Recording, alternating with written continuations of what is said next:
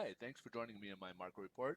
My name is Mike, and my market report is on mortgage rates. We get into what impacts mortgage rates on a daily basis, whether it's economic reports, market sentiment, if it's headline news that break it, geopolitical. We kind of get into what's driving the rates on any given day, and we come up with these reports Monday through Friday when the markets are open, obviously with the exceptions of holidays.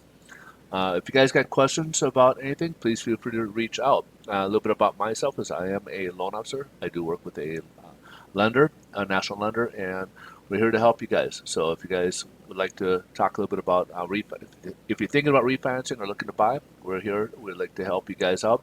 So please, again, reach out. If you got just simple questions in regards to the process of our loan programs, again, we're here to help out as well. So without further ado, we'll jump right into the economic report for today. Today is actually one of the bigger days of the week with the CPI report, which is inflation for the consumer level. And the other one will be on Thursday when we get the retail sales. But this one will be probably the bigger of the two.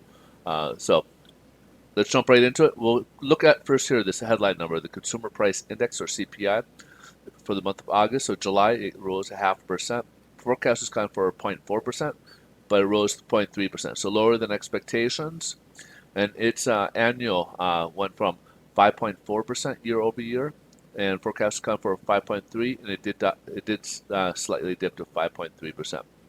Now, this is really what we kind of look at is when we get the core CPI, and what that means is that we exclude food and energy, which are two variables that we cannot control. So we remove those from the equation. We just look at what we can control. So with that in mind, in July it rose 0.3%. Forecast was calling for it to continue at 0.3%. However, it did improve to just 0.1%. However, its year over year went from 4.3% in July. Forecast calling for a slight dip to 4.2%, and it dipped all the way down to 4%. So this is looking really good right now. There's been obviously, for obvious reasons, we've been seeing prices rise. This is kind of showing that prices are kind of stabilizing, that maybe we've hit the peak and things may come back down a little bit. So we're seeing some improvements in certain areas. Obviously, there may be some areas that may not improve. There's like your autos and stuff like that may not come in, or rents and stuff like that. A lot of these things may not come down in price. So that will also create inflationary. Now, what will happen is it may stabilize over time, and then over time will catch up and then moderate at that point.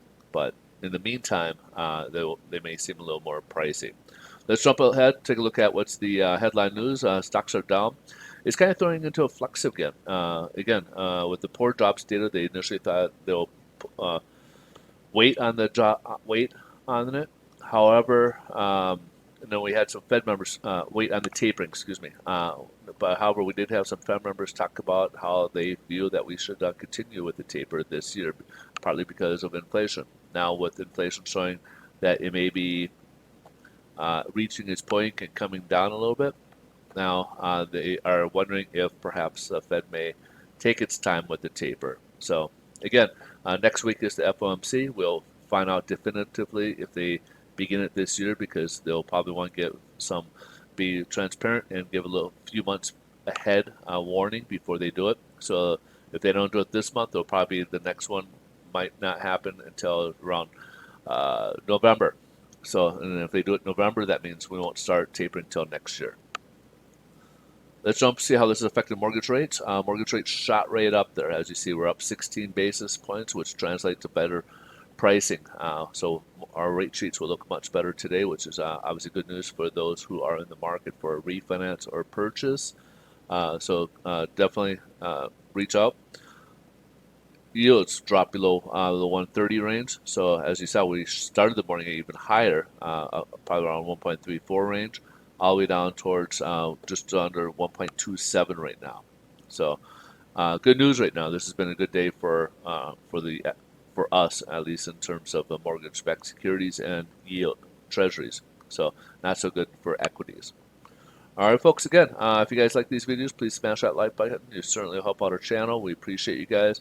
We're here to help, so if you got questions, please feel free to reach out.